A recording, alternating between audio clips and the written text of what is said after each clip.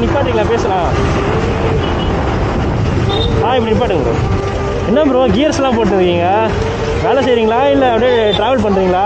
இல்லை ப்ரோ, இதில் தான் ப்ரோ வேலை செஞ்சுட்டு இருக்கேன். அப்படியா? இல்லை ட்ரிப்பு போகிற மாதிரி போயிட்டுருக்கீங்களே, அதான் கேட்டேன்.